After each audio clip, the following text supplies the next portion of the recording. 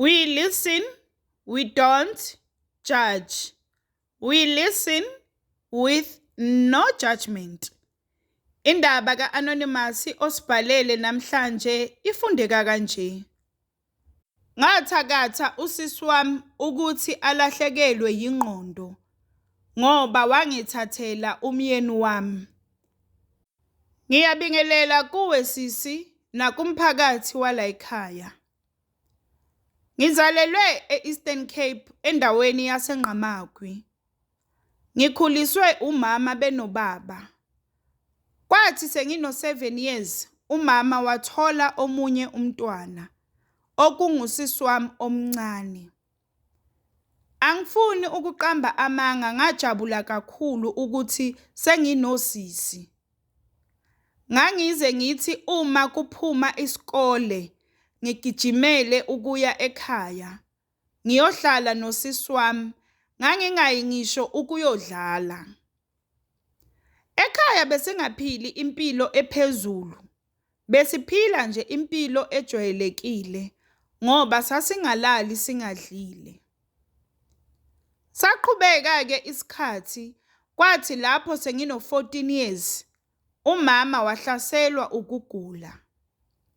Waqale wakhala ngekhanda, sathi sisabheke lokho wavuvukala izinyawo. Umama wahlala esibhedlela cishe u2 weeks, ngelishwa wandlula emhlabeni. Impilo yaqala lapho-ke ukuba nzima ngoba ayikho into ebuhlungu njengokushiywa umama emhlabeni. Ubaba wazama yena ukuba khona for thina, kodwa kwakungafani. Kanti futhi nakuye kwakunzima ngoba phela naye wayelahlekelwe umfazi wakhe. Sahamba-ke isikhathi, kwathi lapho sengino-19 years nobaba naye wandlula emhlabeni. Ubaba bamugwaza ukuthi bekubangwani nami angazi kuze kube yinamuhla ngoba akekho owaboshwa. Ukushiywa abazali-ke lokho kwaphoqa ukuthi sekumele ngidlale indima yokuba umzali kusisi wami. Kwathi lapho usisi wami eseno-17 years enza ugrade 11 wakhulelwa. Emva kokuthola ingane wanqaba ukubuyela esikoleni. Wathi yena uyesaba ukuthi ezinye izingane zizomhleka ukuthi sekanomntwana. Ngazama ukukhuluma naye kodwa azange afune ukungimamela. Ngagcina ngimyeka-ke nami. Saqhubeka isikhathi, kwathi nje ngomunye unyaka kuwuDisemba sasizikhiphile nabangani bami siye e-East London. Ngahlangana nomunye ubhuti, sathi nje ukuxoxa kancane. Wase ecela inamba yami, nami ngokunganaki ngamnika. Kodwa kwakungekho nje into etheni engiyibonile kuye. Ubhuti lo waze wafona ngoJanuwari ngonyaka olandelayo. Futhi ufona nje mina kade ngamkhohlwa ngoba kwadingeka ukuthi azichaze kahle ukuthi ungubani nokuthi sahlangana kuphi. Nangempela-ke ubhuti wazibika ngoba ngaleso sikhathi kwakunomuntu engangiphilisana naye.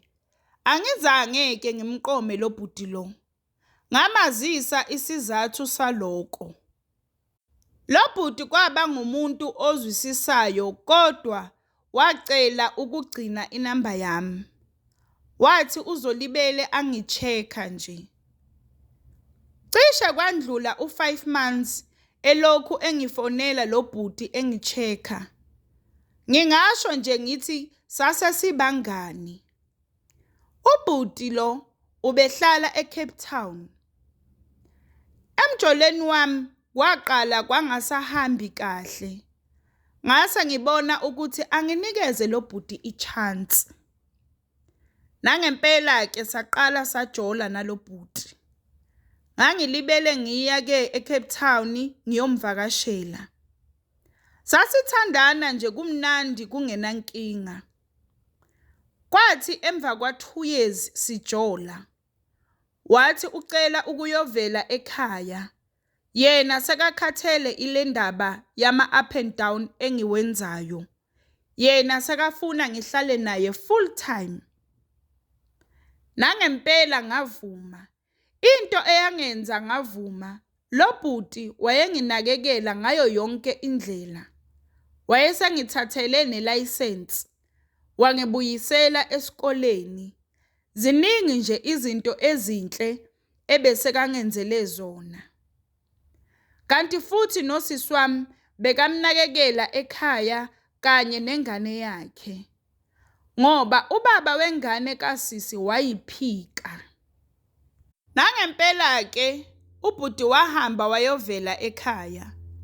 Akuphelanga isikhathi esingakanani wangithengela umuzi. Nami ngafunda ngaqeda ngagraduate. Ngangifundela ukuba yi-social worker. Ngenhlanhla-ke ngawuthola umsebenzi. Kwenzeka zonke lezi zinto. Usisi wami uhleli ekhaya nengane yakhe. Bahlala noDabs, u-anti. Ngapha kwami sihlala sobabili nje nomyeni wami. Konke kuhamba kahle, kanti futhi nasemzini angiconsi phansi. Futhi akekho olibele asibuza ngabazukulu. Hayi ukuthi besingabafuni abantwana, ukuthi nje kwakungenzeki kona. Kodwa sasikwenza konke okwenziwa abantu abashadile. Umyeni wami ube ne-construction company. Ngokubona-ke ukuthi ibhizinisi lakhe liyakhula, umsebenzi uyanda for yena. Kanti futhi nami ngapha ngiyasebenza angikhoni ukumncedisa ezintweni eziningi. Ngase ngibona ukuthi okungcono angilande usisi wami ekhaya. Abuye azosebenza nomyeni wami. Ngoba vele uhleli akenzi lutho. Kanti futhi sibhizi sibafakela imali mahala nje, ayikho into abasinceda ngayo. Isizathu esikhulu-ke sokuthi ngimlande, yingoba umyeni wami ubengathembi muntu ngebhizinisi lakhe ngaphandle kwami. Nangapha ekhaya kubo bekubantu nje abazimele kahle, bebabhizi ngezimpilo zabo. So akekho umuntu ebesingamuthatha esayidini lakhe. Ngahlala phansi-ke nomyeni wami ngamazisa ngombono wami wokulanda usisi. Akabanga nankinga futhi wajabula ukuthi sekungcono sekuzoba khona umuntu ozomncedisa ngepaperwork. Nangempela-ke ngakhuluma nosisi wami ngamazisa ukuthi ngonyaka ozayo yena nengane bazohlala nathi eCape Town. Ingane kasisi ngalonyaka ozayo beyizokwenza ugrade 2. Bebanokufika-ke usisi nengane yakhe emzini wami, maybe kayi-2 onyakeni. Esikhathini esiningi imina bengiya ekhaya. Ngalungisela-ke ingane indaba yesikole, ngathenga i-uniform nazo zonke nje izinto ezizodingwa yingane. Ngayilungisela ne-bedroom yayo. Umuzi wami bekuyi-3 bedroom house, bese kuba ne-cottage ngaphandle. Ngenza wonke la malungiselelo ngijabulile ukuthi sekungcono umndeni wami sengizohlala nawo wonke ngaphansi kophahla olulodwa. Wafika-ke uDisemba ngahamba ngaya ekhaya ngayodla ama-holidays.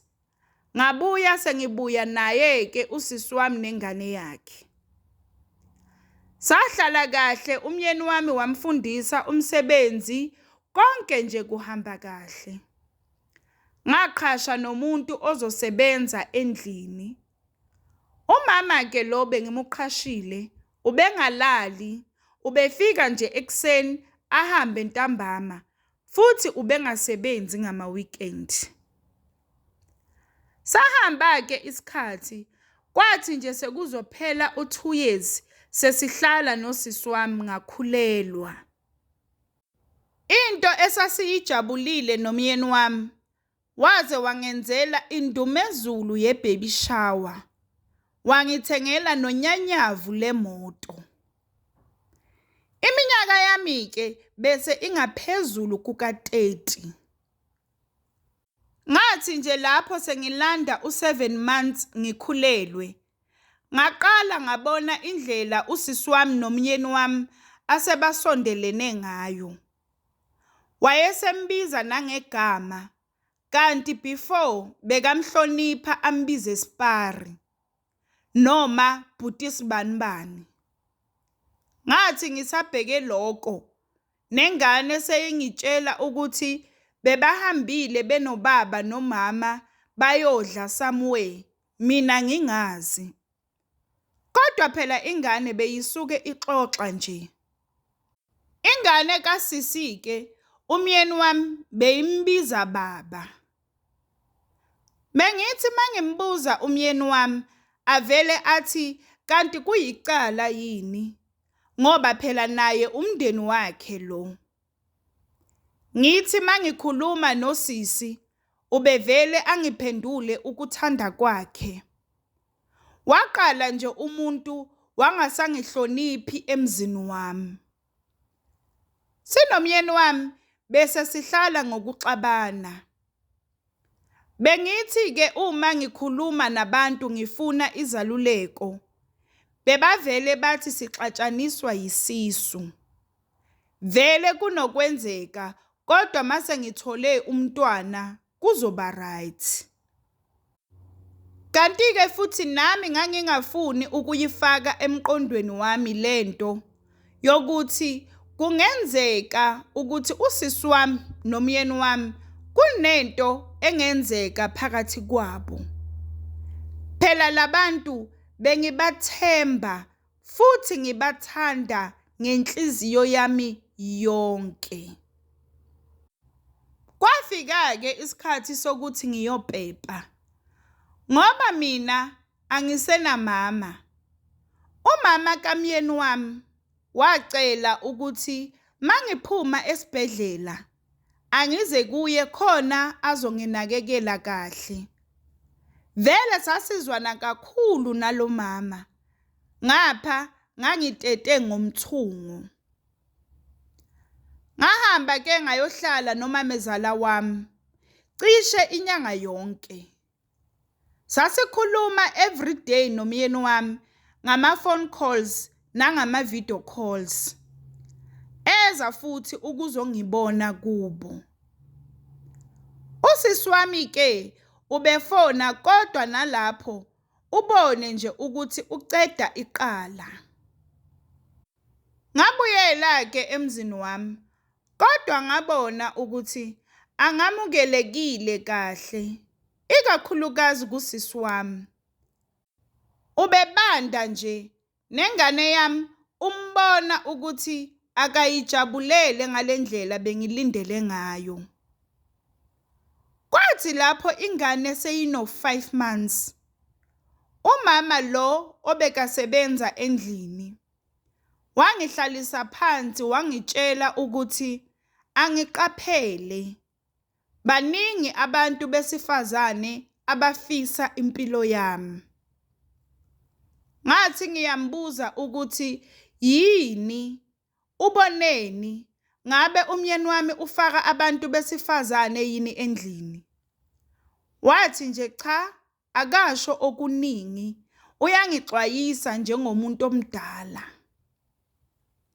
Yazi kusukela lapho amagama walo mama wayedlala emqondweni wami. Ngaqala manje nga-investigator. Ngaqala ngalandela umyeni wami, kodwa ngangingatholi lutho. Kusho ukuthi babeqaphela kakhulu.